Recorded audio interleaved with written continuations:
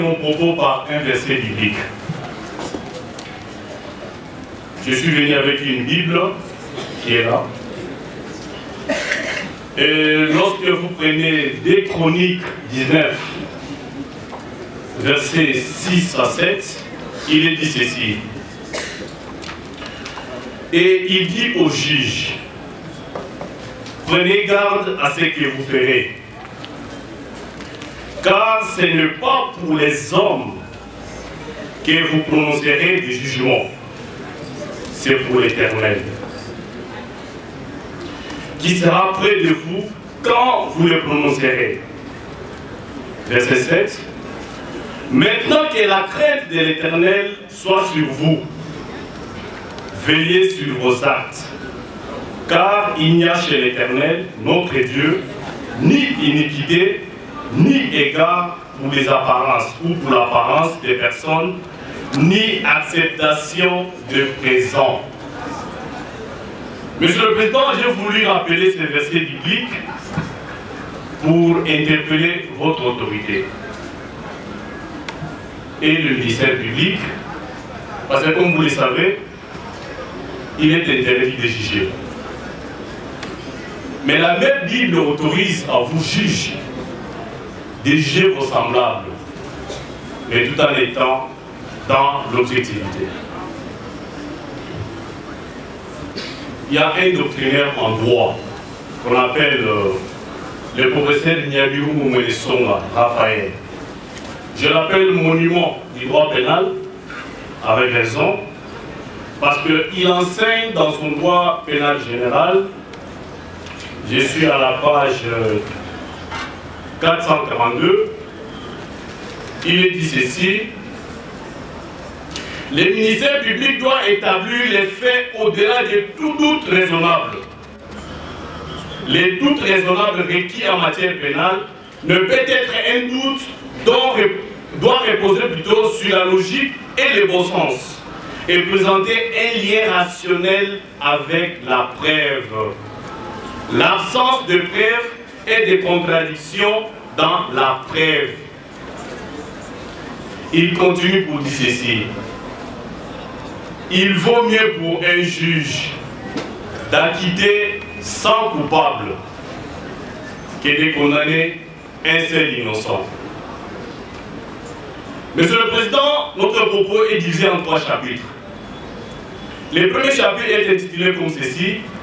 Le ministère public ne connaît pas la couleur de la Jeep de Jean-Jacques Bondo. Les corpus delicti, l'objet de l'infraction. Dans ce chapitre, nous avons 2 sections. La première, c'est de la déposition de M. Youssouf. La seconde section, c'est la contradiction du ministère public au sujet de la Jeep. La troisième section est intitulée de la déposition des renseignants de l'hôtel Pagela. Le deuxième chapitre s'intitule « Le ministère public et les experts ne connaissent pas les contenus de messages supprimés, ni les contenus de la conversation entre Jean-Jacques Bondo et M. Maloucha, et entre Maloucha et M. Malanga. » Première section, de prétendus messages supprimés.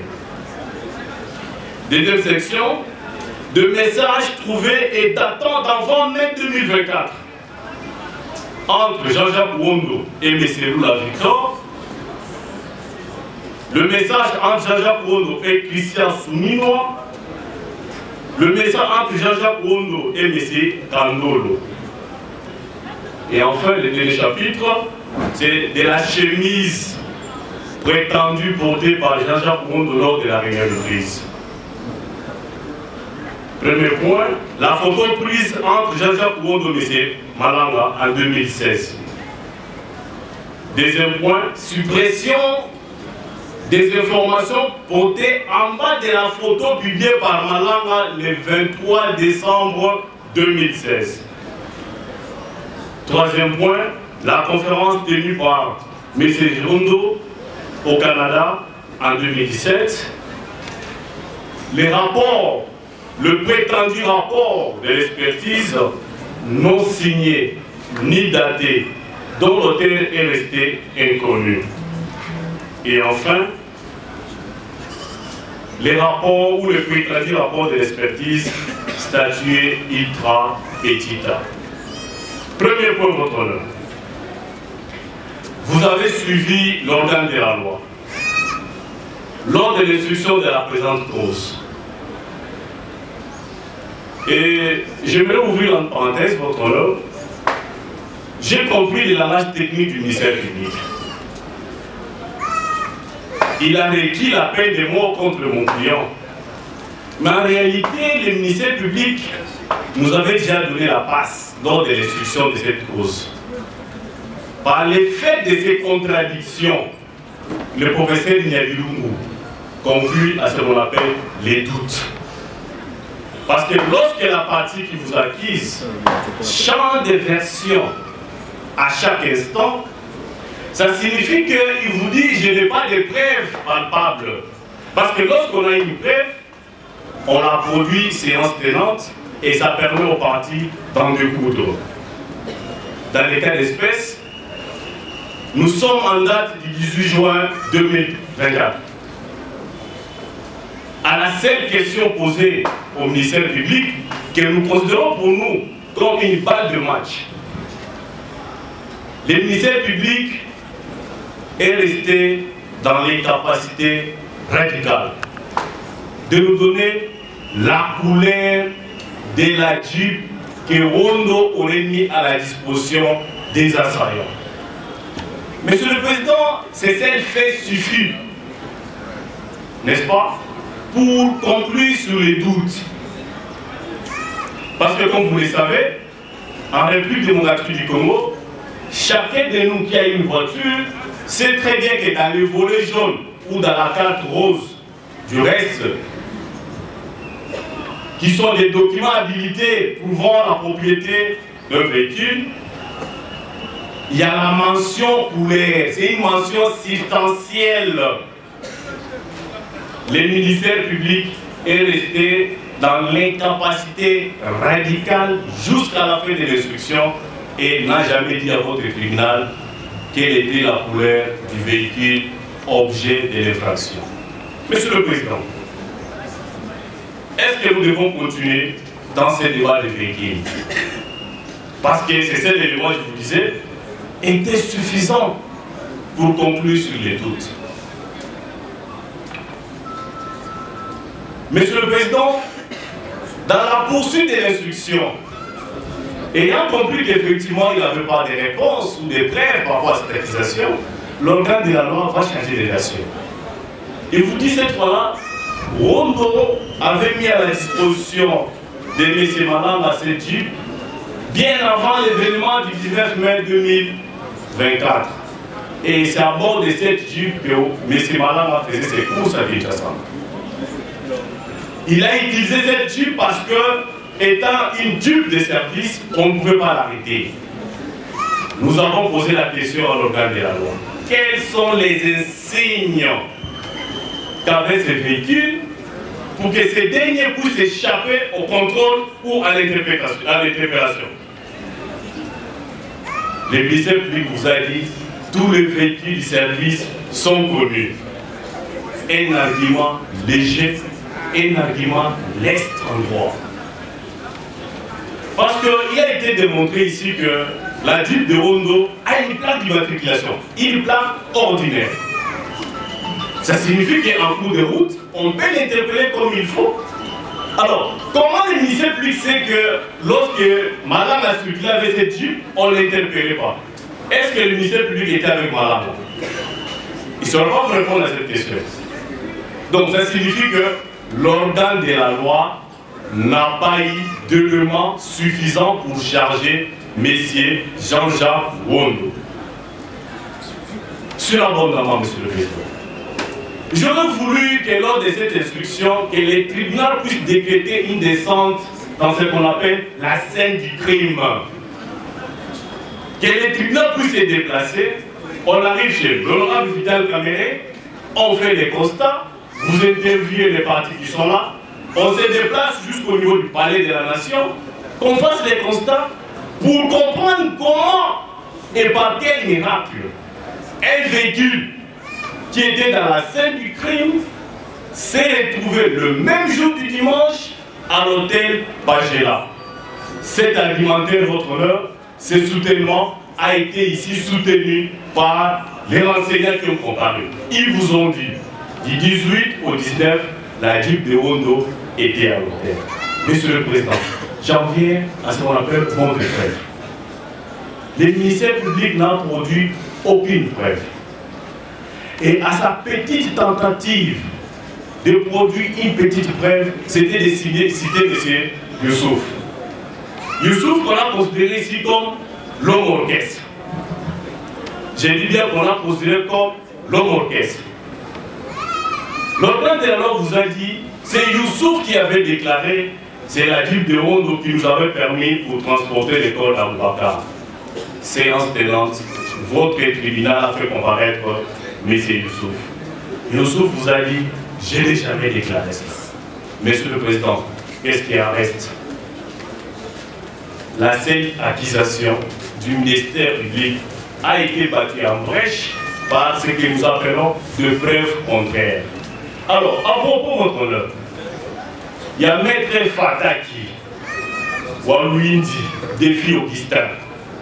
Il a écrit les adages à travers les arrêts de la Cour suprême de justice. Pourquoi j'évoque Maître Fataki, votre honneur? Parce que Maître Fataki démontre, au-delà du fait que la charte de la preuve incombe au ministère public, et il soutient que le ministère, disons, l'accusé ou le prévenu, peut même rester silencieux, sans répondre, parce que c'est au ministère public d'apporter la preuve. Mais il dit que ce n'est pas prudent. Parce que les tribunaux peuvent se laisser influencer par les preuves qui sont brandies par l'accusé ou la partie qui vous accuse. Dans les cas d'espèce, vous avez compris, à chaque question qui était posée à l'ordre de la loi, sa preuve était la décision de renvoi dit ceci. Je rappelle au ministère public que la décision de renvoi, ce sont ses prétentions, ce n'est pas une preuve en droit. Il est dit ceci, le prévenu n'est pas tenu d'établir son innocence par de preuves décisives. Il suffit qu'il allègue sa version de fait d'une manière vraisemblable, plausible, de nature à s'aimer le doute dans l'esprit du juge. À ce sujet, votre honneur, il a été jugé. L'élément matériel de l'infraction de détournement ou dissipation, l'élément moral d'intention frauduleuse doivent être éprouvés par le ministère public, et lorsque le prévenu apporte des explications vraisemblables sur l'utilisation de fonds dont il avait la garde ou la gestion, non démentie par le ministère public, les doutes doivent entraîner l'acquittement. Dans le cas d'espèce contrôlée, les contradictions du ministère public. Alors, pour ne pas rester passif, qu'est-ce que le prévenu doit faire? Il a fait citer les renseignants. Les renseignants sont venus, ils vous ont confirmé que le véhicule de Wondo ne s'est jamais retrouvé dans la scène du crime. Dans la scène du crime, ce véhicule n'est jamais arrivé là-bas. Monsieur le Président, j'ai tiré quelle conclusion par rapport à ces moments? Les criminologues de la réaction sociale évoquent un principe qu'on appelle la théorie de la bouteille en bouche. Le ministère public est resté dans ce qu'on appelle la bouteille en bouche. Vous prenez une bouteille avec une mouche à l'intérieur, la bouteille est fermée. La mouche qui est à l'intérieur ne réfléchit pas. Tout ce que la mouche cherche, c'est comment sortir pour se sauver. Le ministère public est resté dans cette bouteille, refusant même les évidences. Le ministère public a été confronté au renseignement, au témoignage. Mais il a carrément refusé. C'est ce qu'on appelle la théorie de la bouteille en bouche. Alors, c'est quoi la conséquence de votre honneur? Ici, c'est que votre tribunal, lorsque vous allez vous retirer, effectivement, vous allez constater que Wondo, qui n'avait pas la charte de la preuve, parce que les ministères publics étaient dans l'incapacité radicale d'apporter la moindre preuve, il est venu avec les renseignants qui ont témoigné pour les décharger. Donc, ici, votre honneur, j'ai abordé le premier chapitre qui était intitulé « Le ministère public ne connaît pas la couleur de la Jeep de M. Wondo ». Je passe au deuxième chapitre. Les ministères publics et les experts ne connaissent pas les contenus de messages supprimés, ni les contenus de la conversation entre Wondo et Maloucha, et entre Maloucha et Malala. Monsieur le Président, c'est encore ça et notre miracle. Pour soutenir son soutènement, le ministère public a fait comparaître ici les experts. Je les appelle experts par courtoisie. En réalité, les gens qui sont venus ici, votre honneur, c'est une bande de raquetteurs à la mafia italienne. Pourquoi je l'ai dit, votre honneur? Imaginez-vous l'auditeur général, par sa réquisition, demande à ces groupes qui étaient venus ici d'exploiter les téléphones de M. Jean-Jacques Wondo et faire rapport. Non seulement vous avez vécu la scène ici, les experts qui arrivent, qui commencent à vous expliquer les différentes audiences. Comment les choses se passent à l'audience, les questions qui sont posées à Wondo, ils rentrent dans leur laboratoire, dans leur cybercafé, ils confectionnent un document, ils remettent au ministère public qui vient nous brandir la pièce séance tenante. Non seulement ça, les prétendus experts sont allés télécharger une vidéo sur YouTube, la conférence de Jean-Jacques Wondo. Ils ne vous ont pas dit que cette vidéo était dans les téléphones. Ils sont allés les télécharger sur YouTube. Mais qu'est-ce que cette vidéo-là vient à voir avec le présent procès? Une vidéo, une conférence tenue en 2016. Monsieur le Président. Alors, revenons maintenant, mettons-nous dans l'esprit du ministère public. Le ministère public met à charge de notre client, pour justifier les liens avec Malala, qu'il aurait supprimé des messages compromettants. Monsieur le Président, depuis que ce procès a commencé jusqu'à ce jour, je demande au ministère public, même séance tenante, de me produire un seul message compromettant. Je dis bien un seul, pas deux, un seul. Je répète, qui sera dans l'impossibilité manifeste. Alors, vous juge, on vous dit condamnez Wondo parce qu'il a supprimé des messages compromettants. Je rappelle à l'organe de la loi que le droit pénal est régi par un principe sacro-saint. Le principe de la légalité des délits et de peines. Nous l'homme crimen, nous la buena sin legi. Il n'y a pas de fait, il n'y a pas de crime sans infraction, sans la loi. Il a supprimé les messages. Mais il sait de quel message? Quel est le message qu'on a supprimé? Quel est le contenu du message supprimé, Monsieur le Président? Quel est le contenu du message supprimé? Nous allons nous séparer ici. Qu'est-ce que Wondo va retenir? Il a supprimé quel message? Lequel message était adressé à qui? Et quel était le contenu du dit message? Le ministère public va rester handicapé sur ses moyens. Il n'aura pas de réponse, Monsieur le Président. Il n'aura aucune réponse. Alors, il appelle les experts, soi-disant, pour l'appuyer. Nous disons, ok. Les experts arrivent. Ils vous balancent les images. Ils vous balancent les images. Les experts commencent à démontrer le parcours de M. Malala. Il est entré par Rwanda, il a eu le premier appel avec tel monsieur, telle dame, ainsi de suite. Monsieur le Président, vous avez vu le parcours de Malala jusqu'en date du 19 mai. Aucune conversation avec M. Maloucha. Aucune conversation avec M. Wondo. Est-ce que nous pouvons nous poser une question, votre honneur? Wondo est parti au procès. Christian Malanga est considéré comme le chef de la bande. Le ministère public a gardé vers lui les téléphones de M. Malanga. Les experts ont exploité les téléphones de M. Malanga. Mais curieusement, les téléphones de la dame métisse qui apparaissait au fond là-bas a été retracé.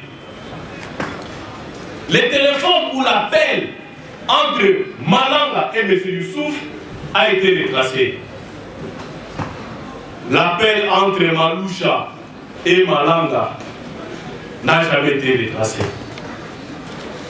Les appels entre Wondo et Malanga ou avec Maloucha n'ont jamais été retracés. Monsieur le Président, devons-nous considérer qu'effectivement, M. Wondo est arrêté dans la légalité? Nous disons non. Wondo, c'est un détenu politique.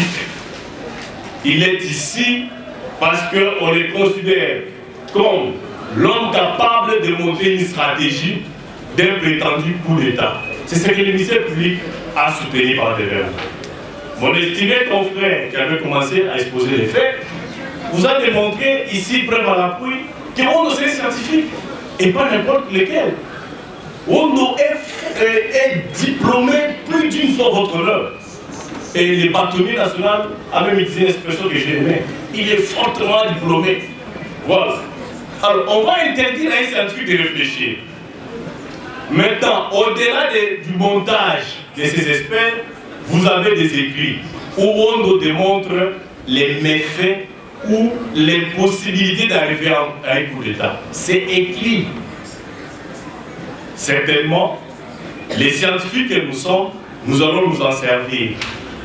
Donc, c'est pour vous dire que votre honneur, que sur ce point, votre tribunal sera une fois de plus buté à une difficulté de réfléchir même pendant 2 secondes sur la culpabilité de M. Wondo. Parce que comment vous allez motiver votre décision? Vous direz quoi? Entendu que Wondo a supprimé des messages. Oui, il a supprimé des messages. Dans son téléphone, mais dans les téléphones achetés par l'année. Dans son téléphone. Et que disaient les messages? Comment vous allez continuer avec votre motivation? Vous serez donc buté à une difficulté. Ça signifie que votre honneur, cette histoire de suppression de messages, même si cela pouvait être vrai, le ministère public est en train de manifester un doute une fois de plus, parce que lui-même ne connaît même pas le contenu de ces messages. Deuxièmement, votre honneur, les experts vous ont dit ici, Wondo a supprimé tous les messages de 2022 à 2024. Aucun message n'est resté. Vous savez, Monsieur le Président, l'équipe parfait n'existe pas. L'équipe parfait n'existe pas parce que les mêmes experts ont produit des messages. Le message, voire même des messages récents. Parce qu'ils vous disent de 2022 à 2024, tous les messages ont été supprimés. C'est ça qui se souvient. Mais vous verrez que, Monsieur le Président, les mêmes experts vous ont produit l'échange qu'a eu M. Wondo avec M. Christian Soumino.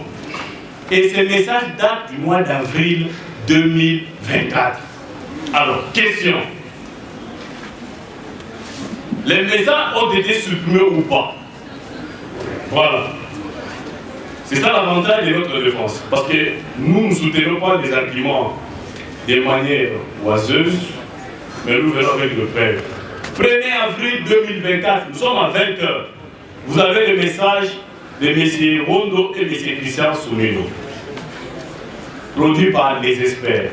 Au même moment, ils vous disent tous les messages ont été supprimés. Monsieur le Président, vous allez tirer toutes les conséquences. Les conséquences à tirer ici, c'est que vous allez constater qu'effectivement, ces bandes de raquetteurs qui est arrivé ici, communément appelés experts abusivement, allais-je dire, ils n'ont jamais été experts. Par contre, ce sont des gens à qui on a donné des instructions, et je vais le démontrer plus tard, de monter un dossier contre Jean-Jacques Wondo. Vous avez des preuves ici. Monsieur le Président, je parlais de messages supprimés, je parlais de messages échangés entre M. Soumino et M. Jean-Jacques Ouondo, et je reviens sur le message entre Jean-Jacques Ouondo et Lula Victor. Vous avez vu comment les experts se sont pavannés ici, comment dirais-je, se sont donnés ici pour démontrer effectivement Ouondo était pour quelque chose. Pour soutenir leur soutènement, ils ont produit le message de M.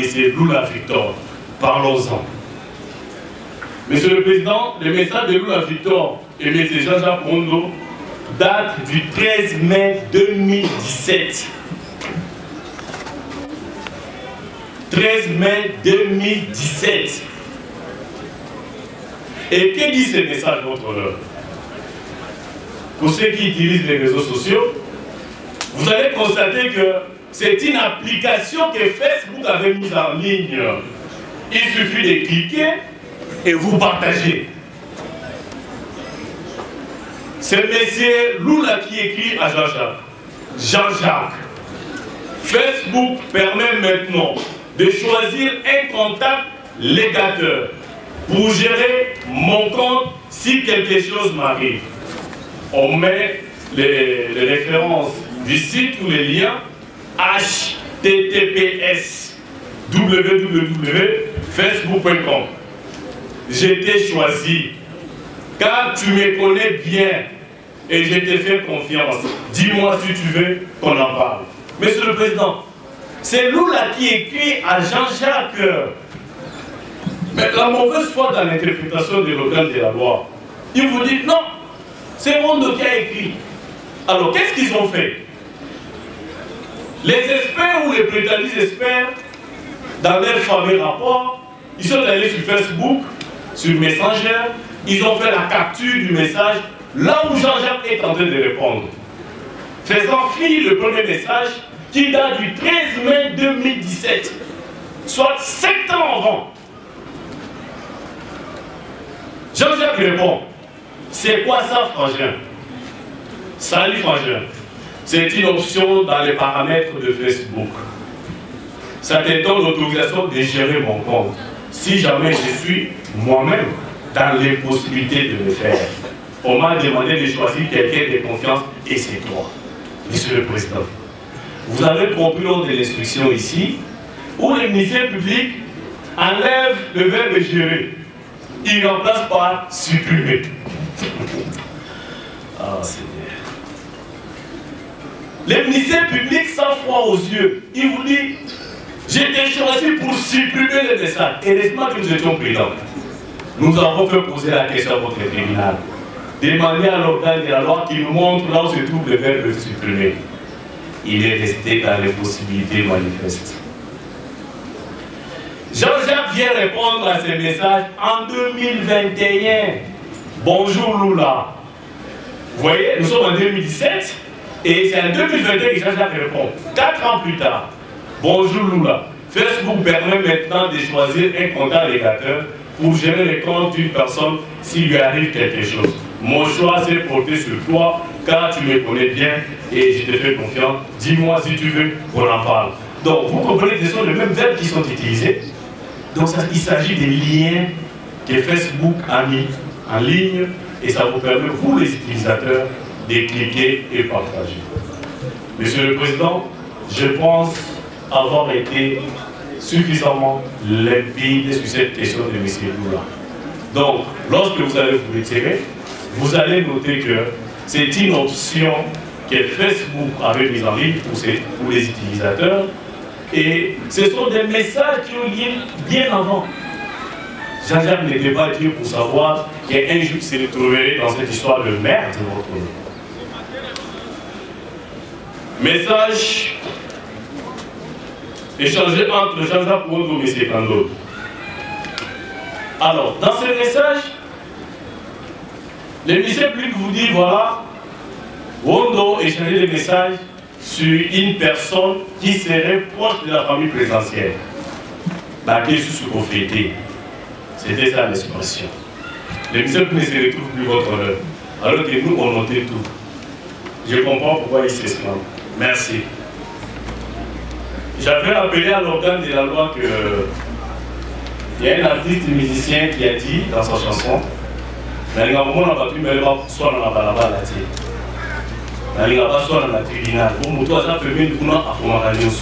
effectivement, Monsieur le Président, nous avons levé copie de tous les PV et toutes les déclarations du ministère public ne se sont pas envolées votre honneur. Tout a été enregistré, c'est ça l'évolution de la technologie, et tout a été noté par les greffiers. Dans ce message, votre honneur, où on discute, quelqu'un lui écrit le message, il s'agit de qui il répond. Un message ordinaire. Alors pourquoi ils font cette liaison dans les cas d'espèce? C'est pour diaboliser M. Jean-Jacques Bondo qu'il aurait des problèmes particuliers avec les chefs de l'État. Non, c'est faux. Vous allez constater effectivement, ce message n'a aucun trait avec cet événement. Je voudrais revenir sur cette histoire de message supprimé dans un portable, dans un téléphone personnel. Monsieur le Président, il suffit seulement que vous puissiez ordonner de prendre les téléphones du ministère public et ordonner son exploitation. Vous trouverez des messages échangés entre l'organe de la loi et sa hiérarchie. Par exemple, dans ces procès, vous trouverez des instructions qui ont été données dans son téléphone. S'il doute votre honneur, qu'il me donne son téléphone. Comme ça, je vais l'exploiter. Vous trouverez même la vie des réquisitoires, c'est dans ces téléphones. Ils vous diront, en ce qui concerne Jean-Jacques Bondo, soutenez la peine de mort. Mais lui il répond, non, il n'y a pas de preuve. Vas-y, les tribunaux vont s'en charger. C'est dans son téléphone, votre honneur. Donc, c'est pour vous dire que c'est un téléphone personnel. Il peut y avoir des messages, mais arrêtez avec des interprétations exagérées.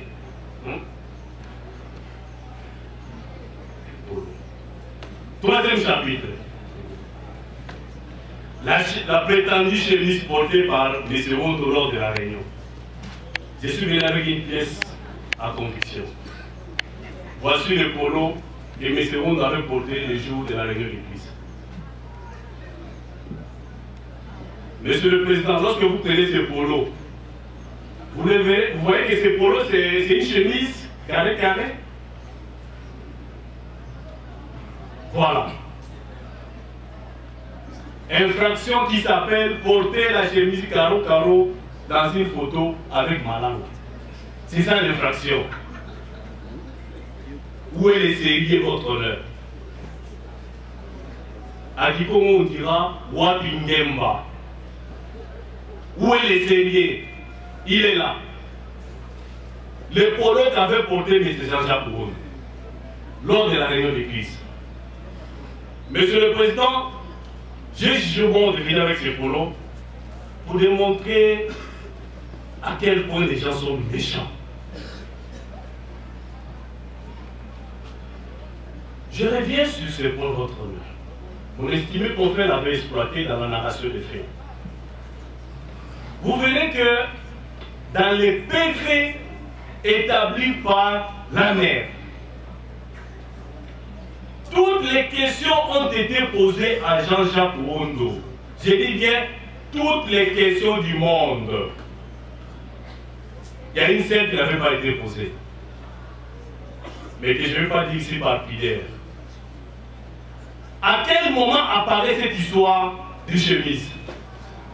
C'est lorsque l'OPJ demeuré inconnu dans ces PV du reste que vous avez déclaré irrégulier, et c'était avec raison votre honneur, l'OPJ établit son rapport à sa hiérarchie. C'est à ce moment-là que l'OPJ revient et fait son rapport. D'ailleurs, lors de la réunion d'église, Bondo avait porté une chemise carreau identique avec celle qui est sur la photo sur les réseaux sociaux. Quelle mauvaise foi! Sachant bien que Bondo n'avait plus le temps de répondre à cette question. Ça n'a jamais été posé. Rappelez-vous, Monsieur le Président, que lors de l'instruction, je vous avais dit que les OPJ et le ministère public dans ces dossiers ont instruit à surcharge. Contrairement à ce que mes estimés confrères ont dit ici avec beaucoup de politesse, que l'organe des lois instruit le dossier à charge et à décharge. Mais il a instruit le dossier à surcharge, en ajoutant d'autres éléments. Voici l'exemple. C'est ça l'exemple. Rondo aurait porté la chemise carreau-carreau. C'est ça la chemise carreau-carreau? Je me posais la question lors de l'instruction, si l'organe de la loi était daltonien, parce qu'il n'arrivait pas à distinguer les couleurs. Quelle était la couleur de la Jeep? Il n'a jamais répondu. Monsieur le Président, malheureusement, on a déjà fini avec les questions. C'est quoi la couleur des polos de ce ministère public? C'est une couleur verte. Ça n'a rien à voir avec votre fameuse chemise. Monsieur le Président, très distingué membre du tribunal, je suis en train de démontrer comment ce dossier a été monté pour nuire à la personne de Jean-Jacques Ouondo. La photo de Jean-Jacques Ouondo qui tombe comme un cheveu dans la soupe sur les réseaux sociaux. Curieusement, parmi la litanie des photos qui étaient publiées, c'est seulement la photo de Ouondo qui a attiré l'attention du ministère public. Mais je lui ai brandi plusieurs photos ici. Pourquoi l'organe de la loi n'a jamais poursuivi M. Martin Fayulu? Parce que faire la photo avec un présumé criminel, vous devenez complice. Pourquoi l'organe de la loi n'a jamais poursuivi Martin Fayulu? Cette photo a été publiée dans les mêmes circonstances. Monsieur le Président, pourquoi l'organe de la loi n'a jamais poursuivi les chefs de l'État? J'ai levé le micro. J'ai remis le micro. Monsieur le Président, pourquoi l'organe de la loi n'a jamais poursuivi le cardinal Amour? Vous avez Amour, vous avez Outemi et les parents de M. Malanga. Pourquoi? Parce que ces photos ont été publiées dans la même période. Je vais encore lever le micro, votre honneur. On doit faire la photo avec les chefs de l'État. Donc si vous êtes criminel, ça signifie quoi? Monsieur le Président, c'est le moment de la vérité. On ne nous intimide pas. Vous avez ici plusieurs photos que je vais verser au dossier. Ça signifie quoi votre honneur? Ça signifie que faire la photo avec un présumé criminel ne justifie pas les liens. Parler avec un présumé criminel ne signifie pas que vous êtes complice de ce qu'il fait. Combien de personnes parlent avec Corneille Nangaa aujourd'hui? Mais Nangaa a été condamné à mort. Pourquoi on ne les a pas poursuivis? Pourquoi? La photo. Alors, à ce sujet, votre honneur, le professeur Akele Adao enseigne pour dire que des rencontres éphémères ne justifient pas l'adhésion dans un mouvement qui serait une association de malfaiteurs. Je parle de la doctrine. Le professeur Akeo fit votre aîné dans la magistrature militaire.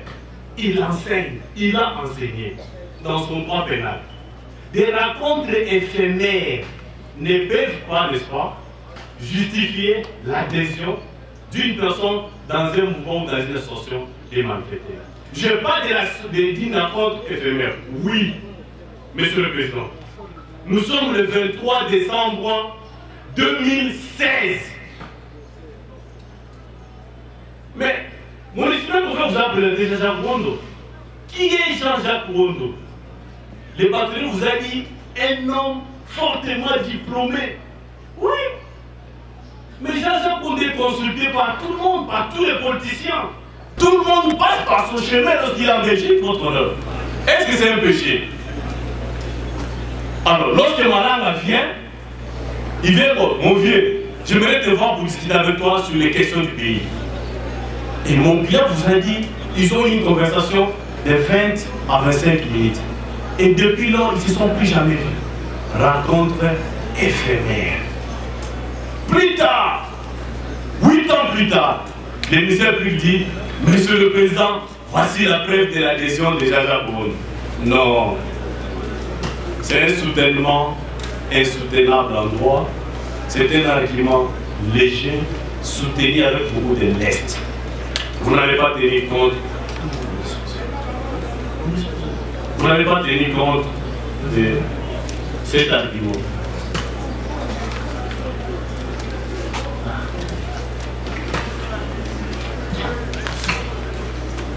Monsieur le Président, je reviens sur la conférence tenue au Canada par Jean-Jacques Bouron. Parce que nous n'avons pas besoin de laisser quelques doutes comme lui l'a fait. Nous sommes venus ici pour en finir aujourd'hui avec l'organe de la loi. Dans son réquisitoire, Monsieur le Président, j'ai effectivement écouté une vérité. Oui, effectivement. L'organe de la loi a dit une vérité. L'organe de la loi est très curieux d'entendre la vérité, monsieur. La seule vérité que l'organe de la loi a prononcée de sa bouche, c'était de reconnaître que Jean-Jacques Bouron est de nationalité belge. Le reste, votre œuvre. Comme disent les Guinois,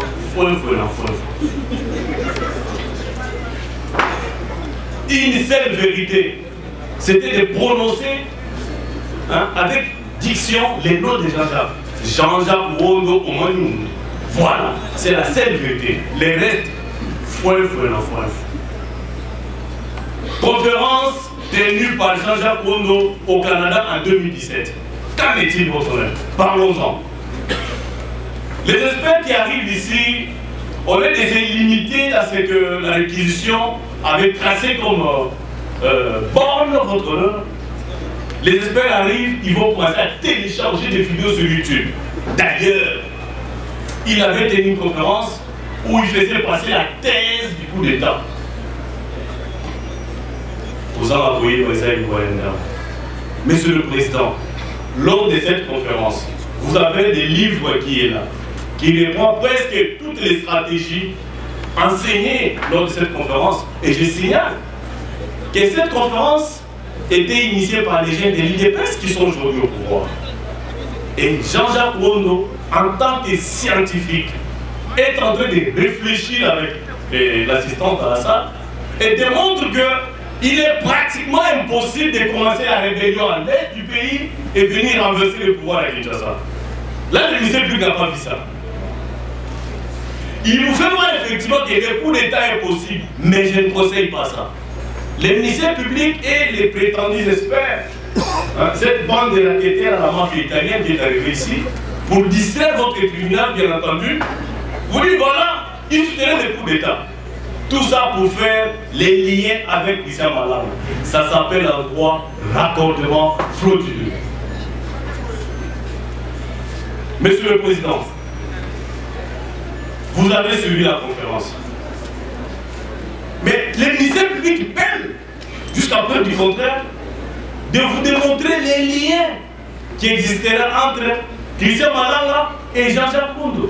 Ou Jean-Jacques Bouron avec ceux qui sont ici présents.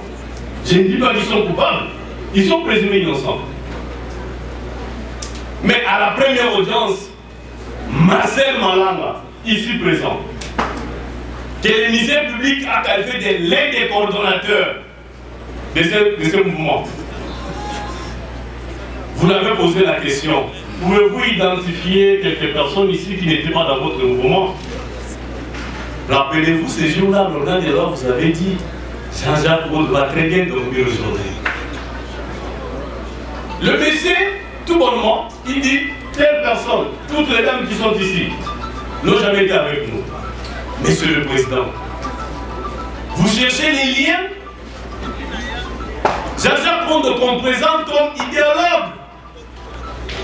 Ça signifie que les personnes que vous présentez comme des assaillants étaient ses élèves. Est-ce normal qu'un élève ignore son professeur? Voilà. C'est une autre question à poser au ministère public. Il sera dans l'incapacité radicale. Même après une année, il n'y aura pas de réponse. Monsieur le Président, Malanga Marcel vous a dit, toutes les dames qui sont ici, il a cité les patrons de Momo, il a cité M. Jean-Jacques Rondo comme ne faisant pas partie de ces mouvements. Une question me taraude mon esprit, mon honneur. Une question taraude mon esprit. Je sens de réfléchir à haute voix. Youssouf, Rifin, Marcel Malanga, qui sont poursuivis dans les mêmes lois avec mon client. Ils savent qu'ils encourent la peine capitale. Ils ont quel intérêt de venir décharger mon client? C'est un élément très capital, votre honneur, que votre tribunal devra tenir compte dans son secret délibéré. Ils ont quel intérêt? Ils vous ont dit, ces messieurs n'étaient pas avec nous. Nous ne les connaissons pas. Je me rappelle que Ruffin a quand même fait un peu de l'humour. Bon, il était là, il y a moyen pour la star. Il avait dit, mais c'est Ruffin.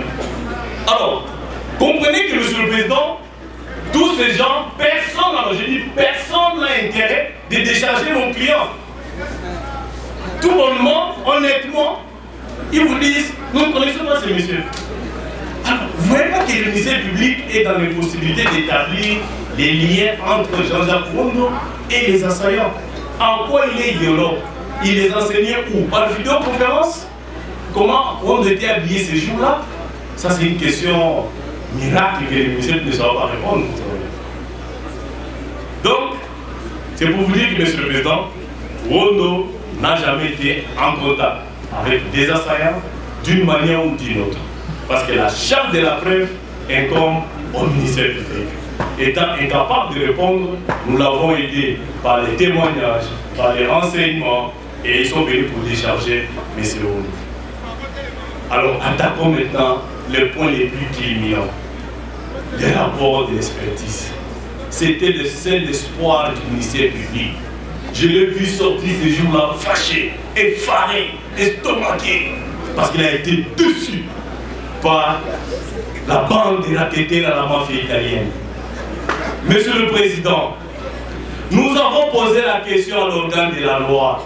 Quelle est la valeur probatoire d'un rapport d'un expert qui n'est pas signé? Quelle est la valeur probatoire d'un rapport d'un expert qui n'est pas identifié? Quelle est la valeur probatoire d'un rapport dont il n'y a pas la mention substantielle, la prestation des serments? Mais pourquoi l'organe de la loi fait fi? Il fait abstraction comme si rien n'était. C'est quoi le problème? L'organe de la loi. Je vous ai mis un verset biblique. Hier, vous étiez à l'église. Monsieur l'organe de la loi, qu'est-ce que vous avez dit à Dieu par rapport à Rondo? Est-ce que vous êtes convaincu de sa culpabilité? C'est très important. Les karmas existent. Monsieur le Président, les experts viennent ici. Alors, ce jour-là, j'étais l'homme le plus heureux. Mon estimé confrère Maître Sheila pose la question: pourquoi vous n'avez pas eu le temps de reprendre le message de Lula? Monsieur le Président, il s'appelle comment le monsieur? Le juriste. Oui. Monsieur le Président, un juriste qui se faisait passer pour expert numérique, il a fini en 98. Hein? il a fini en 98, mais il se faisait passer pour expert. Il dit: je suis expert, je suis juriste licencié en droit. Point. Ah, donc tu n'as même pas eu d'autres informations à côté, l'informatique, ça. Non, mais expert en numérique. Alors, le monsieur vient, il vous dit: écoutez, nous, on a fait ce que les chefs nous avaient demandé. Ah, ça c'est grave, Monsieur le Président. C'est suffisamment grave. Jacques Vergès enseigne dans ce qu'on appelle les erreurs judiciaires. Un expert est une personnalité indépendante. Il n'a pas de chef. Il ne reçoit aucun ordre. Il fait son travail à son âme et conscience parce qu'il est appelé à édifier la religion du juge. Jacques Vergès, les erreurs judiciaires. Les ministères publics pensent que j'ai inventé la pensée de Jacques Vergès, mais je lui produis séance tenante, je peux lui prêter des livres. Jacques Vergès a écrit les erreurs judiciaires. Alors ici, pourquoi Jacques Vergès évoque cette doctrine, Monsieur le Président?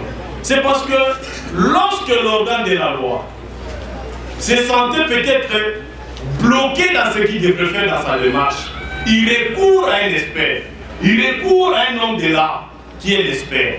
Alors cet expert-là ne peut pas être quelqu'un qui reçoit les ordres. Vous l'avez entendu, cela a été acté.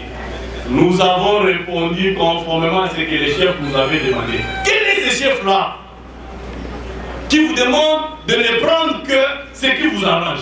C'est dangereux, Monsieur le Président. Je vous l'avais dit que Jean-Jacques Ouondo, c'est un détenu politique. Il est ici pour plaire aux tireurs des ficelles que le ministère public connaît, mais qui ne saura pas vous le dire votre nom. Alors, revenons-en. Les rapports de l'expertise. Effectivement, vous avez joué les moyens au fond. Parce que nous avons démontré que ces rapports n'en étaient pas un. Mon estimé confrère a appelé ça des tracts. Je me rappelle, en 2004, lorsque nous faisions le marche à l'unité, le marche des méchants. Avant la marche, on annonçait avec des tracts. Des tracts, ce sont des bouts de papier, on écrit marche demain pour tel motif, tout ça. À l'époque, on marchait contre le Kundabatoire et Moutouébouchi. Et donc, ces rapports, M. Bézard, vous ne pouvez même pas ces références-là. Parce que c'est un rapport qui a été établi par des gens qui n'ont même pas cette qualité d'experts, mais aussi des gens qui sont payés, qui reçoivent les ordres. Non, mais c'est dangereux, M. le Président. C'est très dangereux. Les jurisprudences, il a été jugé.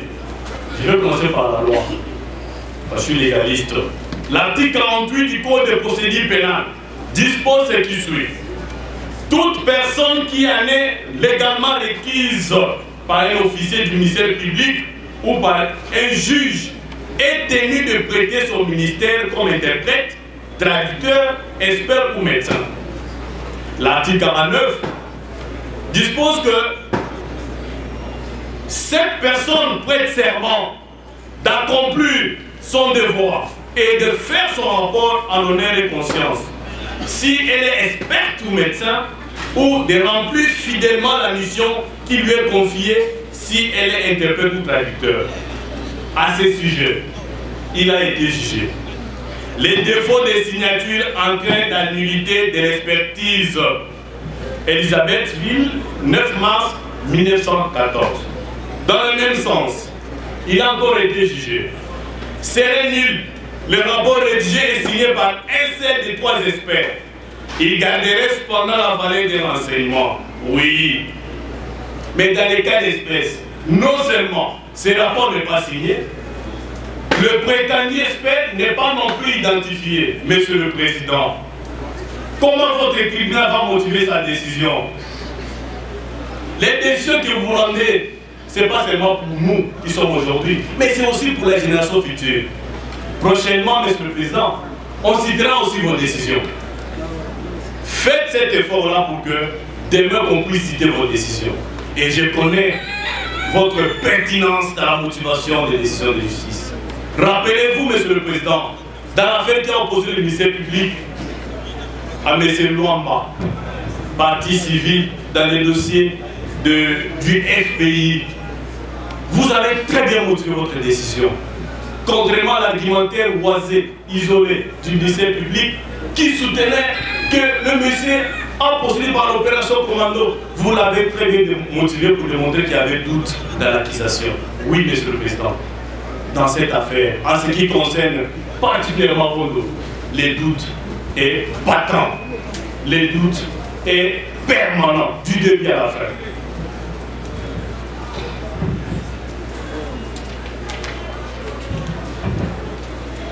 Monsieur le Président, je parlais du rapport du prétendu expert, mais vous verrez les contradictions dans ce même rapport qui démontrent à suffisance qu'effectivement il y a un problème. L'expert commence par vous démontrer à la première page que Wondo aurait supprimé tout son répertoire. Tous les messages ont été supprimés. Tous les mails. Mais il continue, il finit de la même page. Wondo, l'expert vous dit, j'ai prélevé le numéro de John Numbi. Oh. Mais comment tout ce qui a été supprimé, vous l'avez prélevé comment? Parce qu'à la limite, même s'il faut supprimer un répertoire, les numéros peuvent rester sans nom. Mais l'expert vous a dit, j'ai prélevé les numéros. L'expert ne se limite pas là. Les messages supprimés, mais il a retrouvé les messages de Lula. Les messages supprimés, il a retrouvé les messages de Christian Soumino. Il a retrouvé les messages de Kandolo. Mais qu'est-ce qui a été supprimé? Ce qui a été supprimé, c'est dans l'imaginaire du ministère public et des experts. Vous n'allez pas faire droit à ces moyens pour rétablir une quelconque culpabilité de mon pays. Monsieur le Président, très distinctement au tribunal, mais c'est l'organe de la loi quand même. Les experts ont statué ultra petit tard. Au lieu de se limiter dans ce que le juge ou le comité général a demandé, c'est comme disait Papa Wemba, vous savez comment il te paye sur 5 litres, est-ce que vous savez m'appelle? Oui, ici en justice, vous savez m'appelle. Parce que vous devriez vous limiter par rapport à ce qui vous a été demandé. Alors, qu'est-ce que les experts ont fait? Pendant qu'il a fait un coup d'instance, les experts étaient en train de suivre les différentes audiences qui sont filmées ici. Ces caméras que voilà ont servi aux experts d'établir, de continuer à ajouter des pièces. Malheureusement pour eux, ils avaient affaire aussi aux gens bien avertis. Et nous les avons eu. Les experts sont allés télécharger des vidéos sur YouTube. Alors, lorsqu'ils constatent que le ministère public est bloqué sur une question, ils vont fabriquer un document. Ils vont mettre la photo de M. Malanga au milieu, Maloucha, avec des identités différentes. Il conclut avec légèreté, oui, c'est Maloucha qui a choisi cette identité.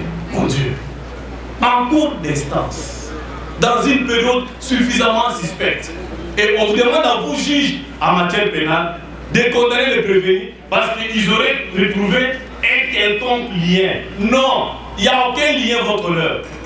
Aucun. Est-ce que vous pouvez vous imaginer, Monsieur le Président, que le ministère public avait les téléphones de Malanga, comme il nous l'a dit, il avait les téléphones de Malanga. Les experts ont exploité les téléphones de Malanga. Mais aucun lien déchargeable. Il recourt à un raccordement frauduleux.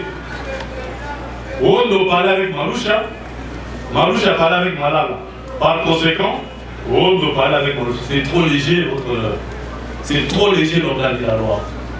Si on doit vous demander, déplacez-vous de là, venez vous mettre à la place de Wondo, et que c'est Wondo qui est là-bas, qui ferait ça à votre honneur, vous ne serez pas content. À ce niveau de responsabilité, un peu d'objectivité. Et l'organe de la loi a manqué d'objectivité. Parce qu'en réalité, ces dossiers devraient être classés sans suite pour faire non établi. Alors, Monsieur le Président, je ne peux pas laisser ces moyens ou cet argument. Parce que ce serait un péché. Pour vous démontrer qu'effectivement, ce dossier est politique. On commence à l'année. Jean-Jacques Wondo passe à l'interrogatoire. Aucune question sur la chemise. Ils ont caché ça. La question va répondue pour la première fois à l'auditoire. Prenez les PV du ministère public. Une autre révélation est suffisamment grave. Le ministère public n'a posé aucune question au sujet du véhicule. Aucune. Il est là. S'il a la page, je le mets au défi de la séance tenante. Parce que nous n'aurons plus droit à la parole. C'est le moment. Le ministère public n'a posé aucune question sur le véhicule. Aucune. C'est pour la première fois que l'histoire de la DIP apparaît dans la décision de renvoi. Mais c'est l'organe de la loi. Les droits de la défense est sacré. Il aurait dû fallu poser cette question à honte qui se défendent. Ça pouvait vous permettre de classer ces dossiers. Parce qu'il allait vous dire ces jours-là. Non, l'organe de la loi. Je n'ai jamais mis à la disposition de M. Malan mon véhicule. Mon véhicule était à la résidence. Vous en doutez? Faites venir tel monsieur, tel monsieur. Vous serez édifié. Voilà. Monsieur le Président, c'est ça le montage de ces dossiers. En fait, qu'est-ce qui se passe? Wondo, la présence de Wondo dérange. Parce que Wondo, lorsqu'il arrive, je ne vais pas citer ses services, il vient avec une mission de proposer des réformes. Mais j'avais entendu dans une audience, l'audience de l'ordre dire, écoutez, ces réformes devraient être très discrètes. Il s'agit de l'année. Non, pardon, public plutôt. C'est pour l'intérêt de tous. Non, l'organe de la loi. Il s'agit de l'année. Ça s'appelle service secret. Aujourd'hui, vous allez bénéficier de ces réformes. Vous avez entendu des nominations là-bas? C'est Wondo. C'est ça, et scientifique. Il a réfléchi pour son pays. Les descendants de Lumumba, que vous voulez sacrifier gratuitement. Les karmas existent. Monsieur le Président, je vais maintenant aborder les prétendues préventions mises à charge de mon client. Attentat et association de malfaiteurs. L'organe de la loi vous dit, voilà, Wondo a commis l'attentat. Alors, je ne sais même pas dire qu'il a commis l'attentat dans l'imaginaire du ministère public. Mais revenons-en au fait votre honneur. Wondo n'a jamais été chez Momo. Wondo n'a jamais été au Congo central pour prendre le même bis avec les assaillants. Passez-moi l'expression des assaillants. Wondo n'a jamais été au niveau des niveaux. Alors, je me posais la question. Je lui ai même posé la question. J'ai dit, mais Jean-Jacques, est-ce que par hasard vous n'étiez pas à Matongé? Il dit, maître, Matongé, oui, j'ai dit oui. À Matongé, on trouve tout le monde sauf Jésus-Christ. Peut-être que vous étiez là. Il dit, ah, on trouve tout le monde sauf Jésus-Christ. J'ai dit oui. Parce que je ne peux pas comprendre comment le MCP vous dit. Vous faisiez partie des assaillants. Wondo n'a jamais été dans la résidence de Vital Kamerhe, ni au Palais des Nations. Les images faisant foi. Le ministère public vous a dit la preuve en matière pénale est libre. Oui, elle est libre, mais elle est loyale. Je rappelle à l'organe de la loi, parce qu'on nous a dit qu'il a été enseigné par les bons professeurs. Oui, je le confirme. Il y en a, c'est parmi les grands. Mais c'est l'organe de la loi, la preuve en matière pénale est libre, mais elle est loyale. La loyauté de la preuve. Vous ne la ramassez pas comme vous voulez pour venir la brandir au tribunal. Quel est l'acte matériel posé par Wondo dans ses parcours des assaillants? Quittant chez Momo, Delvaux, Vital Kamerhe, Palais de la Nation. Wondo était où? Il peut nous arriver de commettre une infraction en train de somnoler, en train de rêver, mais en droit pénal, on n'incrimine pas ça à votre honneur. On ne sanctionne pas. Il a rêvé peut-être, monsieur le Président. Quel est l'acte matériel posé par M. Jean-Jacques Wondo? L'infraction est individuelle. Quel est l'acte matériel? Si l'organe de la loi vous répond à cette question, monsieur le Président, je vais lui offrir un téléphone iPhone 15 Pro Max. Il n'aura pas de réponse. Il n'aura aucune réponse. Quel est l'acte matériel posé par M. Wondo? Wondo qui est chez lui à la maison, il est 6 heures, les réseaux sociaux sont inondés, tentative de coup d'état, tout ça, il suit ça comme tout le monde à la maison. Si mes confrères vous l'avez dit ici, il est parti. Il est fatigué. Il vous dit, mais Wondo est chez lui à la maison. Si vraiment Wondo, comme on l'a présenté, un stratège, un homme suffisamment diplômé, si effectivement tout un état chez lui à la maison, avec son billet d'avion, il voit à la télé, on montre, voilà, puis c'est maintenant en train de faire son théâtre là-bas, donc ils ont raté leur coup. Et Wondo doit démarrer son véhicule, il va à la mer. Réfléchissons même par absurde notre honneur. Ça ne peut pas se justifier. Wondo n'a posé aucun acte. c'est dit aucun acte de violence. Vous avez sous les dossiers ici, le ministère public vous dit, oui, Rondo, effectivement, a commis l'attentat. Mais oui, il a commis l'attentat. En quoi faisant? En quoi faisant, Monsieur le Président? Mon estimé confrère, Maître Peter, est revenu sur ça. Monsieur le Président, je vais vous dispenser de la lecture plutôt de l'infraction ou de la définition de l'infraction d'attentat. Je parlais de l'acte matériel. Cet élément se cristallise par les actes de violence perpétrés par un individu ou un groupe d'individus. Entendu que dans les cas sous analyse, il y a lieu de relever que pendant l'instruction de la présente cause, l'officier du ministère public n'a jamais démontré un seul acte de violence perpétré par Jean-Jacques Rondo. Dès l'UPEN, au palais de la Nation, Rondo n'est jamais intervenu. Alors, dois-je continuer à argumenter votre honneur? Non. Non. Cet élément faisant défaut, l'analyse des autres éléments devient superfectatoire. L'association des malfaiteurs, Maître Peter, a suffisamment argumenté quant à ce. Monsieur le Président, très distingué membre du tribunal des séances, M. Rondo a fait une note de plaidoirie de 25 pages. C'est même un mémoire de master.